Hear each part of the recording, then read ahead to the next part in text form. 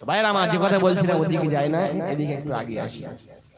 হযরত নবী ঈসা আলাইহিস সালাম তানাকে আল্লাহ পাক কত বড় মর্যাদাওয়ালা নবী করেছেন, কত বড় মর্যাদা দিয়েছেন, একটা ঘটনা তুললে আপনারা বুঝতে পারবেন। হযরত নবী ঈসা আলাইহিস সালামের জামানা, ঈসা নবী একদিন সফরে বার, হযরত নবী ঈসা আলাইহিস সালাম। তো ঈসা নবীর সাথে একজন ইহুদি, তিনিও হেঁটে আসছেন, এসে হযরত নবী ঈসা আলাইহিস সালামকে বলতে লাগলেন, হে নবী ঈসা, আপনি কোথায় যান? হযরত নবী ঈসা বললেন, আমি সফরে যাচ্ছি। ইহুদি বললেন, হুজুর আমাকে কি নিবেন একটু? বলে, তুমি কি করবে? বলে, আপনার সাথে থাকবো, আপনার খিদমত করব, আপনাকে দেখাশোনা করব, খিদমত করব। হুজুর আপনি আমাকে নিবেন একটু?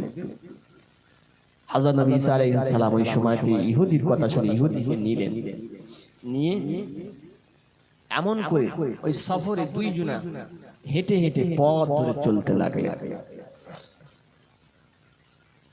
কিছুটা দূরে চলে যাওয়ার পরে হযরত নবী ঈসা আলাইহিস সালাম ওই সময়তে ইহুদিকে বললেন, ভাই ইহুদি, আমরা তো দূরে সফরে যাচ্ছি, কিন্তু আমাদের কাছে তো তেমন খাবার সামগ্রী নাই, কিছু কিনে নাও, নিয়ে আমরা কোনো একটা জায়গাতে বসে আমরা দুজনে খেয়ে ফেলবো, আমরা নিজেরা খানা